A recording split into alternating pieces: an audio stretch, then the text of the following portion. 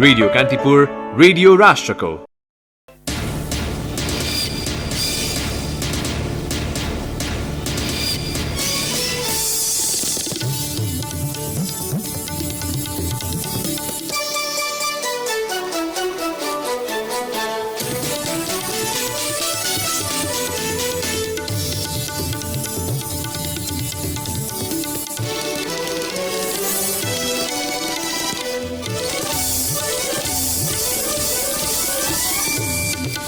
सहयोग millennium challenge corporation MCC बारे नेकपाद्वारा अध्ययन सुरु। कार्यदलले दिएको सुझावका आधारमा पार्टी अगाडि बढ्नेमा विश्वस्त रहेको संयोजक खनालको भनाई। मिश्रित अनुभव समेट्दै एक तिहाई सदस्य राष्ट्रिय सभाबाट बाहिरिँदै मधेसको मुद्दा स्थापित गराएको समाजवादी र राजपा सांसदहरूको दावी। सरकारले 6 वर्षसम्म लगातार औषधि खुवाए पनि हात्तीपाइले रोग निवारणका लागि चुनौती कायमै। पहाडी सहित 13 जिल्ला जोखिमको सूचीमा। कोरोना भाइरसको संक्रमणलाई लिएर अमेरिकाले विश्वभर त्रास फैलाएको चीनको आरोप। अमेरिकाकै प्रस्तावमा विश्व स्वास्थ्य संगठनले विश्वव्यापी स्वास्थ्य आपतकाल घोषणा गर्नु गम्भीर विषय भएको भनाई। र शहीद स्मारक ए डिभिजन लिग फुटबलमा मनाङ मर्स्याङदीको अपराजित यात्रा टुङ्गियो। चाँसल युथ क्लबसँग 2-0ले पराजित।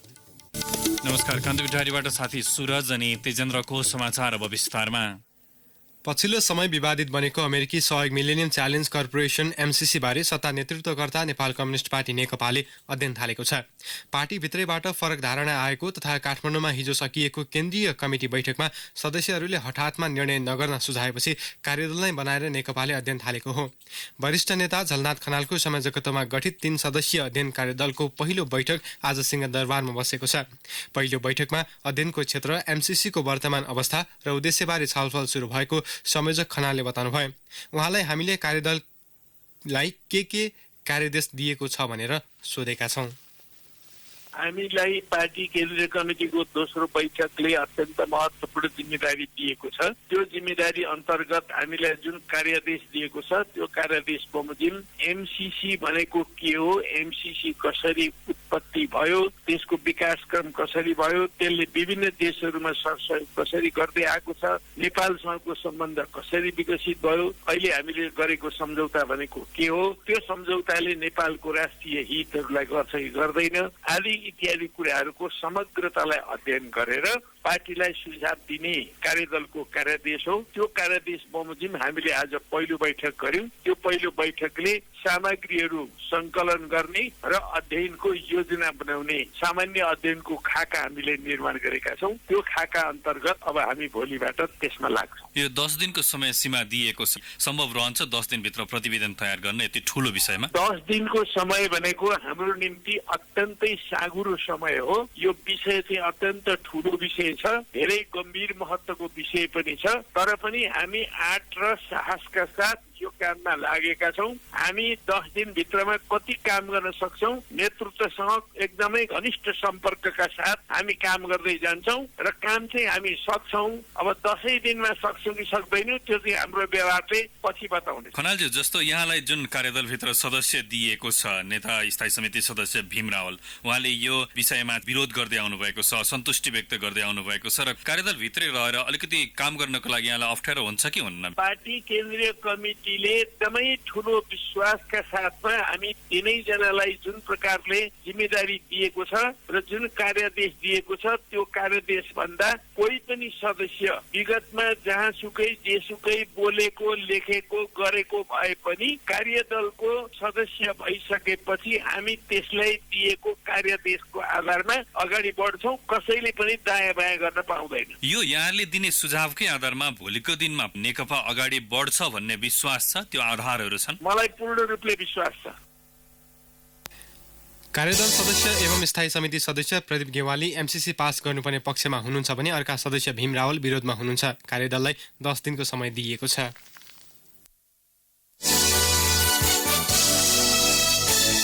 हात्तीपाइले रोगले अति जोखिम रहेका 13 जिल्लामा सरकारले आगामी शनिबारदेखि औषधि खुवाउने भएको छ। झापा, धनकुटा, मोरङ, बारा, लमजुङ, पर्वत, बागलुङ, कपिलवस्तु, दाङ, बाँके, बर्दिया, कैलाली र कञ्चनपुरमा हात्तीपाइले रोग निवारणका लागि औषधि खुवाइने स्वास्थ्य सेवा विभागले जनाएको छ। काठमाडौँमा आज पत्रकार सम्मेलन गर्दै विभागका महानिर्देशक डाक्टर रोशन पोखरेलले 13 जिल्लाका 74,61,000 जनसङ्ख्यालाई औषधि खुवाउने योजना रहेको सुनाउनुभयो। रोग नियन्त्रण हुन 1% भन्दा कम प्रकोप दर हुनुपर्नेमा नेपालको हात्तीपाइले रोगको प्रकोप दर 1.47% रहेको छ। हात्तीपाइले रोगको जीवाणु सन् 2020 भित्र निर्मूल पार्ने सरकारी लक्ष्य पूरा नहुने भएको छ। स्वास्थ्य तथा जनसङ्ख्या मन्त्रालय अन्तर्गतको स्वास्थ्य सेवा विभागले हात्तीपाइले रोगको जोखिम निर्मूल पार्न अझै केही वर्ष लाग्ने जनाएको हो। नेपालका 63 जिल्लामा यसको संक्रमण देखिएकामा हाल 13 जिल्लामा जोखिम यथावत छ। विश्वका अल्प विकसित मुलुकको समस्याका रूपमा रहेको हात्तीपाइले रोगबाट 71 राष्ट्र प्रभावित भएकामा हाल 21 वटाले मात्र निर्मूल पार्न सकेको तथ्याङ्क छ। मसिनो धागो आकारको जुका जस्तै परजीवीको संक्रमित पोथी लामखुट्टेको टोकाइबाट यो रोग सर्दछ। मानिसको शरीरमा प्रवेश गरेको केही वर्षपछि मात्र यसका लक्षण देखिने र त्यसपछि औषधि उपचारले समेत निको नहुने चिकित्सक बताउँछन्। तसर्थ यो रोगबाट बच्न प्रारम्भिक अवस्थामा नै पूर्ण रूपमा निको हुनका लागि लगातार 6 वर्षसम्म औषधि सेवन गर्नुको विकल्प नभएको स्वास्थ्य सेवा विभागका महानिर्देशक डाक्टर रोशन पोखरेल बताउँछन्। 13 वटा जिल्लाहरू छन्, त्यसमा चाहिँ हामीले स्वास्थ्य कार्यालयका साथीहरूलाई नै खटाएका छौँ। उहाँहरूले स्वयंसेविकाको सहयोग लिएर त्यो काम गर्न सक्नुहुन्छ। स्वयंसेविकाहरूले चाहिँ कहाँ कति मान्छे छन्, बच्चाहरू छन् भनेर उहाँहरूले क्यालकुलेट गर्नुहुन्छ। त्यसपछि स्वास्थ्यकर्मी साथीहरूले त्यो औषधि प्रत्यक्ष निगरानीमा खुवाउनुहुन्छ। खुट्टा सुनिने, पुरुषको अण्डकोष तथा महिलामा स्तन सुनिने हात्तीपाइले रोगको लक्षण हो। तर सबै प्रकारका व्यक्तिले भने हात्तीपाइले रोगको औषधि सेवन गर्न नहुने सुझाव चिकित्सकको छ। 2 वर्ष उमेर नपुगेका बालबालिकाहरू, गर्भवती तथा 1 सातासम्मको सुत्केरी, क्यान्सर, मुटु, कलेजो तथा मृगौला रोगी, फोक्सोको दीर्घरोगी, छारे रोगीहरू, 24 घण्टाभित्र ज्वरो आएका तथा कडा कुपोषण भएका 5 वर्ष मुनिका बालबालिकाहरूले यो औषधि सेवन गरेमा नकारात्मक असर हुने चिकित्सकीय सुझाव छ। सरकारले तोकिएको जोखिमयुक्त जिल्ला बाहेक अन्य जिल्लाका व्यक्तिमा औषधि सेवन अनिवार्य गरेको छैन। जोखिमयुक्त स्थानमा भने घर नजिकको बुथमा औषधि खुवाउने स्वयंसेवक परिचालन गरिने महानिर्देशक डाक्टर पोखरेल बताउँछन्। कतिपय जिल्लामा चाहिँ हामीले 2-4 वर्ष लगातार कन्टिन्युअस जाँच गरेर हेर्दाखेरि त्यहाँ चाहिँ यो नपाइएको हुनाले ती 14 वटा जिल्लामा चाहिँ खुवाउनै परेन। 63 जिल्लामा 2003 बाट हामीले सुरु गर्दै गएपछि 50 वटा जिल्लामा चाहिँ लेस देन 1% कभरेज पुगेको हुनाले रुटिन हिसाबले नै त्यो कम हुन्छ भन्ने देखियो। तर यी 13 वटा जिल्लामा चाहिँ 1% भन्दा माथि प्रिभलेन्स भएको हुनाले अझै पनि 1-2 वर्ष खुवाउनु पर्ने जस्तो देखिन्छ। हात्तीपाइले रोगको औषधि सेवन पश्चात हुने साइड इफेक्टलाई औषधिले प्रभावकारी काम गरेको बुझ्नुपर्ने चिकित्सकीय मान्यता छ। रोगको संक्रमण भएको व्यक्तिले औषधि सेवन गरे पश्चात टाउको दुख्ने, वाकवाकी लाग्ने तथा पेट दुख्ने हुन्छ। केही घण्टामा सो लक्षण नहराएमा नजिकको स्वास्थ्य संस्थामा आवश्यक सल्लाह र उपचारका लागि सम्पर्क गर्न सुझाइएको छ। रेडियो कान्तिपुरका लागि रमेश दुलाल।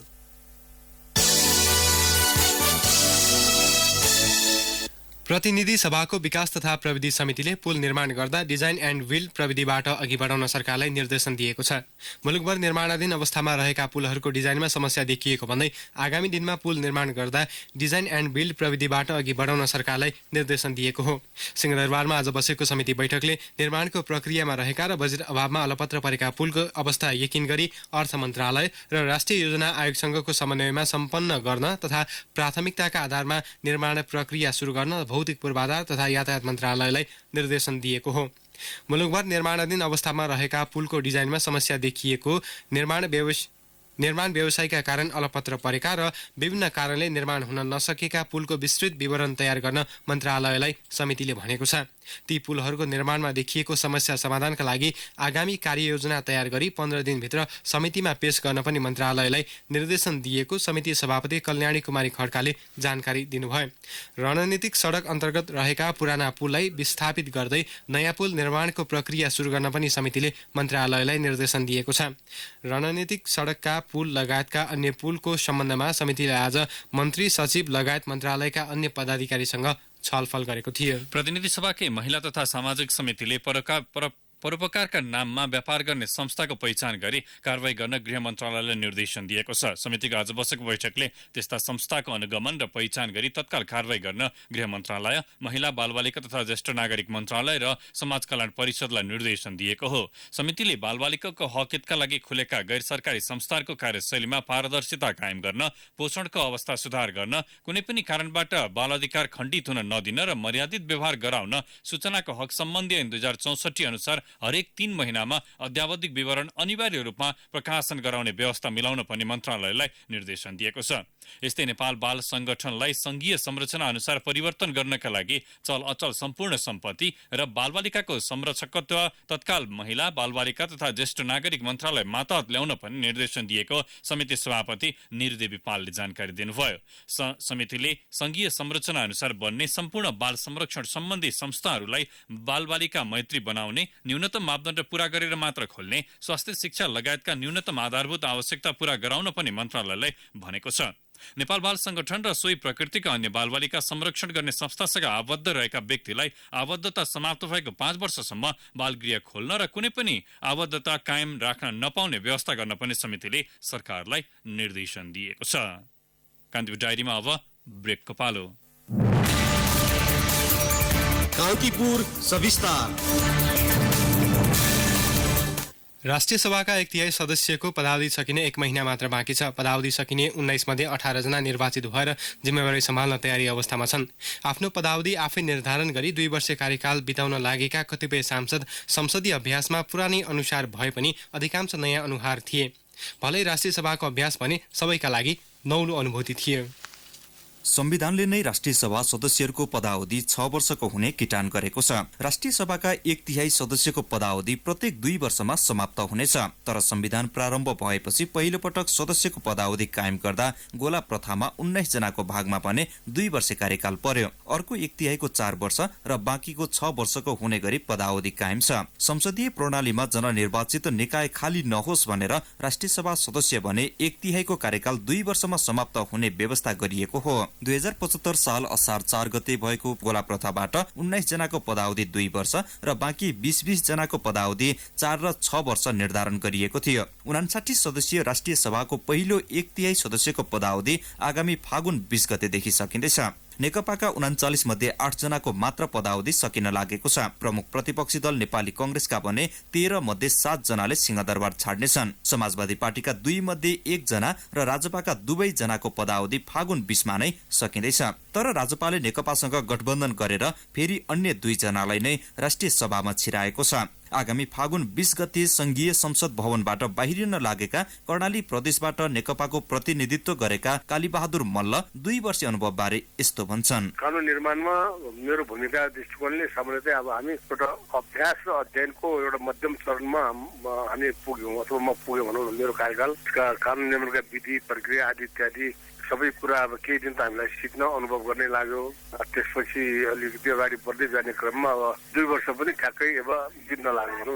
तर प्रदेश 1 बाट प्रमुख प्रतिपक्षी कंग्रेसको प्रतिनिधित्व गर्ने झापाकी सरिता प्रसाई 2 वर्ष कार्यकाल सुखद रहेको प्रतिक्रिया दिन्छन्। हैन 2 वर्ष कार्यकाल हामी राम्रैसँग बित्यो हैन। राष्ट्रिय सभामा अब हाम्रो पहिलो अनुभव हो।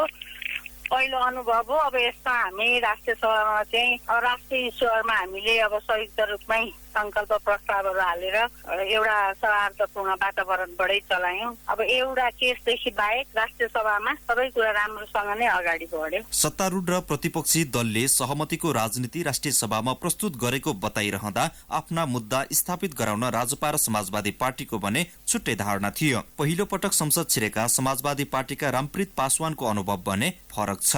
बाहिर जुन किसिमबाट स्वतन्त्र तरिकाले जाने कुरा राखिन्छ त्यो एउटा संसदीय भाषामा अवश्य पनि फरक हो। तर पनि चाहिँ अरू दलका जुन सांसदहरू छन् त्यो दलहरूलाई त्यो सदनभित्र कुरा राख्दाखेरि त्यो पार्टीको आदेश अनुसार राख्नुपर्ने हुन्छ। पार्टीले भनेको कुराहरू राख्नुपर्ने हुन्छ र आफ्नो किसिमले कुरा राख्न स्वतन्त्र हुँदैनन् त्यहाँ अरू चाहिँ त्यो दलका सांसदहरू। मलाई त्यस्तो चाहिँ त्यो फिल भएन। स्वतन्त्र रूपमा मैले जनताको आवाज उठाउनलाई म स्वतन्त्र थिएँ। राष्ट्रिय जनता पार्टी राजपाका धनुषाबाट प्रतिनिधित्व गरेका सांसद वृषेशचन्द्र लाललाई राष्ट्रिय सभाको अनुभव नौलो थियो। सदनमा विषय प्रवेशदेखि जनसरोकार र जनचासोका विषय उठान सार्वजनिक महत्वको प्रस्तावमा सुरुवाती केही दिन अल्मलिएको अनुभव उनी सुनाउँछन्। मैले धेरै सिकेको छु। संसदमा मेरो पहिलो पटक प्रवेश थियो र मैले धेरै कुरा सिकेँ र खास गरेर कसरी प्रस्तुत गर्ने त आफ्ना कुराहरू आफ्ना भनाइलाई चाहिँ कायम राख्दै सकेसम्म राम्रो भाषामा सबैले बुझ्ने गरी कसरी राख्ने भन्ने कुरामा र कस्तो व्यवहार चाहिँ गर्नुपर्छ संसदीय अभ्यासका कुराहरू मैले धेरै चाहिँ सिकेँ।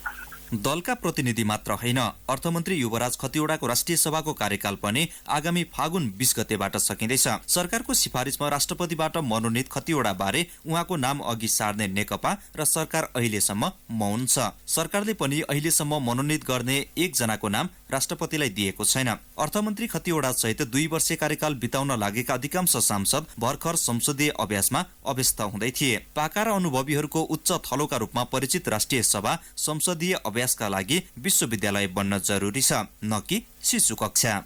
रेडियो कान्तिपुरका लागि बासु खड्का, काठमाडौँ। कान्तिपुर सविस्तार।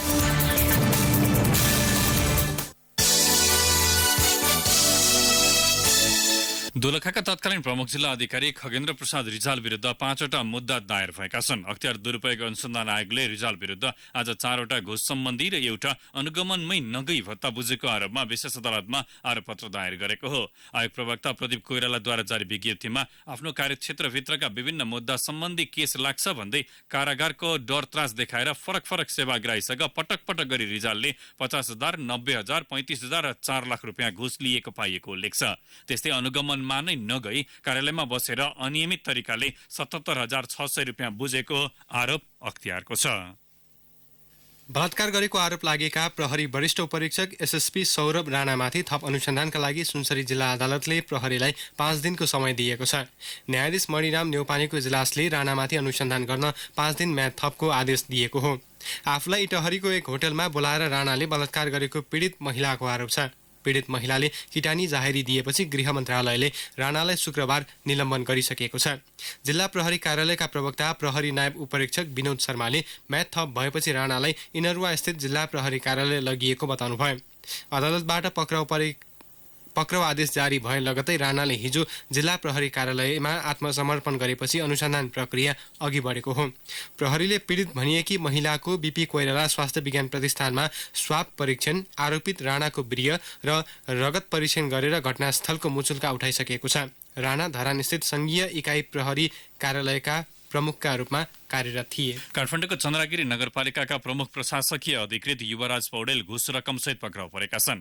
अख्तियार दुरुपयोग अनुसन्धान आयोगको टोलीले अधिकृत पौडेल र उनका सवारी चालक सञ्चित दुलाललाई 1 लाख रुपियाँ घुससहित पक्राउ गरेको हो। उनीहरूलाई चन्द्रगिरी 12 स्थित बलम्बोमा रहेको च्याउ सहकारी अगाडि जाँदै गरेको अवस्थामा पक्राउ गरेको प्रवक्ता प्रदीप कुमार कोइरालाद्वारा जारी विज्ञप्तिमा उल्लेख छ। नगरपालिकाको सूचना, सञ्चार तथा प्रसारण गर्ने प्रयोजनका लागि सम्झौता गरी विनियोजन भएको रकम मध्येबाट अधिकृत पौडेलले घुस माग गरेको उजुरीका आधारमा अख्तियारको टोलीले उनलाई नियन्त्रणमा लिएको हो। लागु औषध चरेसहित पक्राउ परेका 2 नेपाली विरुद्ध भारतको उत्तराखण्ड प्रहरीले मुद्दा चलाएको छ। 8 किलो चरेसहित गत बिहिबार धारचुला नगरको आर्मी चोकबाट पक्राउ परेका 40 वर्षीय प्रेमसिंह ठेकरे र 55 वर्षीय पदमसिंह ठेकरे विरुद्ध लागु औषध ओसार पसार सम्बन्धी मुद्दा चलाएको उत्तराखण्ड प्रहरीले जनाएको छ।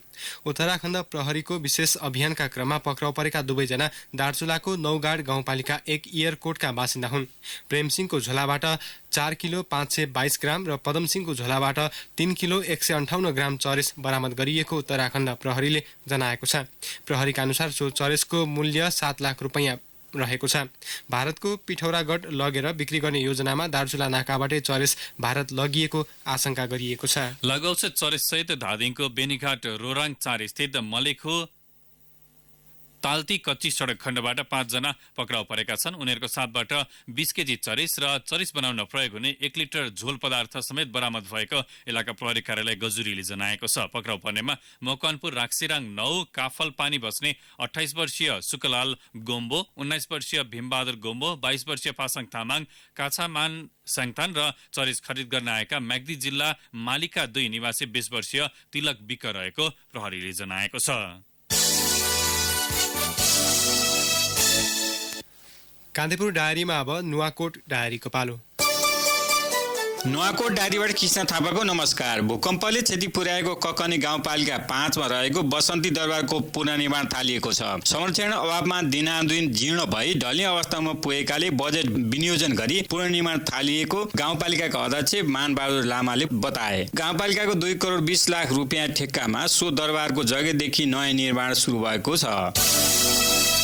स्ट्रबेरी खेती गरेर राम्रो आर्थिक उपार्जन हुन थालेपछि ककनी गाउँपालिकाका कृषक यसतर्फ आकर्षित हुन थालेका छन्। अन्य अन्नबालीको भन्दा चौबर आम्दानी पाइने भएकोले यसतर्फ लागेको स्थानीय कृषक फिलमान तामाङले बताए। उनीहरूले फलाएको स्ट्रबेरी आवर फार्म नामक जापानी संस्थाले किन्छ। किसानले दैनिक 600-700 प्याकेट स्ट्रबेरी बिक्री गर्ने गरेको आवर फार्म ककनीका म्यानेजर भीम बहादुर श्रेष्ठले बताए। स्ट्रबेरी खेती गर्ने किसानलाई सो संस्थाले आवश्यक पर्ने टनेल समेत उपलब्ध गराइदिने गरेको छ। गल्ची त्रिशुली मैलु सडक आयोजनाले सडक दायाँ पर्ने जग्गाको मुआवजा दिन कानुनी जटिलता देखाएपछि सरकारवालाले उपप्रधान एवं रक्षा मन्त्री मार्फत प्रधानमन्त्रीको ध्यानाकर्षण गराएको छ। मुआवजाको लागि नुवाकोटबाट निर्वाचित प्रतिनिधि सभा सदस्य, प्रदेश सभा सदस्य, विदुर नगरपालिका प्रमुख सहितको टोलीले रक्षा मन्त्री ईश्वर पोखरेललाई ज्ञापन पत्र बुझाएको हो। स्थानीय स्तरमा खेलको विकास र खेलाडीको पहिचान गर्ने उद्देश्यले जिल्ला स्तरीय पञ्चकन्या गाउँपालिका प्रथम चेयरम्यान भलिबल प्रतियोगिता हुने भएको छ। गाउँमा लुकेर रहेका खेलाडीको पहिचान गरी उनीहरूको विकासका लागि उक्त भलिबल प्रतियोगिता गर्न लागि गाउँपालिकाका प्रमुख तेजबहादुर लामाले बताउनुभयो। प्रतियोगिता यही माघ 25 देखि 28 गतेसम्म कविलासको कालिका माविको खेल मैदानमा सञ्चालन हुनेछ। हस्त नुवाकोट डायरी यही सकिन्छ। कृष्ण थापालाई बिदा दिनुहोस्। नमस्कार। नुवाकोट डायरीपछि कान्तिपुर डायरीमा पुनः ब्रेकको पालो। आम्मामा कति लामो लाइन हो, कहिले आउनु पालो? जमाना कहाँबाट कहाँ पुगिसक्यौ, तिमी चाहिँ अझै लाइनमै। यस्तो शास्ति खेप्नेलाई के भन्नु र, यी सेवा हुँदा हुँदै सजिलो सरल इजी वे सेवा, घरमै बसी गर्न मिल्ने पे सेवा, केलाई खेप्नु शास्ति यस्तो सेवा भएसी सेवा तपाईँ हाम्रा लागि नै हो सजिलो सरल सेवा सेवा। आजै ई सेवा एप डाउनलोड गरी बत्ती पानी टिभी को बिल तिरौ घरै बसी बसी, पैसा तिर्न सजिलो र सरल सेवा सेवा। कान्तिपुर डायरीमा अब आर्थिक प्रसङ्ग। धितोपत्र बजार आज सामान्य अङ्कले उकालो लागेको छ। बजार परिसूचक नेप्से आज 2.49 अङ्कले बढेर 1349.13 बिन्दुमा पुगेको छ। नेप्सेमा सुधार देखिए पनि कारोबार रकममा भने गिरावट आएको छ। अघिल्लो दिनको तुलनामा कारोबार रकममा 46 करोड रुपियाँले कमी आएको हो। हिजो 21.26 अङ्कले उकालो लागेको नेप्सेमा 2 अर्ब 7 करोड रुपियाँ बढीको कारोबार भएको थियो। कारोबार भएका विकास बैंक, जलविद्युत, निर्जीवन बीमा, म्युचुअल फन्ड र अन्य बाहेक बाँकी सबै कम्पनी समूहको उपसूचकमा गिरावट आएको छ। सबैभन्दा बढी निर्जीवन बीमा कम्पनी समूहको उपसूचक 59.27 अङ्कले बढेको छ। नेप्सेमा आज कुल 177 वटा कम्पनीका 17,633 कारोबारबाट 47,48,829 किता शेयर किनबेच भएका छन्। अब अन्तर्राष्ट्रिय प्रसङ्ग। कोरोना भाइरसको संक्रमणलाई लिएर अमेरिकाले विश्वभर त्रास फैलाएको चीनले आरोप लगाएको छ। चीनमा महामारीको रूपमा लिएको कोरोना प्रतिको अमेरिकी प्रतिक्रियाले विश्वमा त्रास उत्पन्न गराएको बेइजिङको आरोप छ। अमेरिकाले जनस्वास्थ्य आपतकाल घोषणा गर्ने निर्णय गर्दै विगत 2 साता यता चीनको भ्रमण गरेका विदेशी नागरिकलाई अमेरिका प्रवेशमा रोक लगाएपछि चीनले यस्तो प्रतिक्रिया दिएको हो। चीनको विदेश मन्त्रालयका प्रवक्ता हुजा चुइङले सहयोगका लागि हात अगाडि बढाउनुको सट्टा अमेरिकी कदमले त्रास मात्रै फैलाएको बताउनु भयो। चिनियामाथि भ्रमण प्रतिबन्ध लगाउने र बेइजिङ स्थित दूतावास आंशिक रूपमा खाली गराउने अमेरिका नै पहिलो राष्ट्र भएको उहाँको भनाइ थियो। कोरोना भाइरस तीव्र रूपमा फैलिएपछि अमेरिकाले चीनमा रहेका दूतावासका कर्मचारी लगायत आफ्ना नागरिकलाई फिर्ता बोलाएको थियो भने अमेरिकाकै प्रस्तावमा विश्व स्वास्थ्य संगठनले विश्वव्यापी स्वास्थ्य आपतकाल घोषणा गरेको थियो। वुहानबाट सुरु भएको कोरोना संक्रमणका कारण चीनमा हालसम्म 361 जनाको मृत्यु भइसकेको छ भने 41,000 संक्रमित छन्। फिलिपिन्स पुगेका एक चिनिया नागरिकको पनि कोरोना संक्रमणबाट मृत्यु भएको छ। चीन बाहिर विभिन्न मुलुकमा गरी 150 बढीमा संक्रमण पुष्टि भएको छ।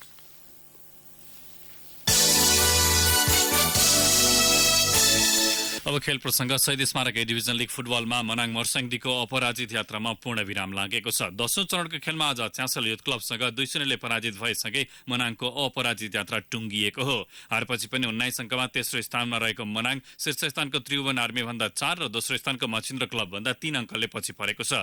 च्यासल भने 12 अङ्कमा 9 स्थानमा कायम छ। 9 स्थानमा उक्लिएको छ।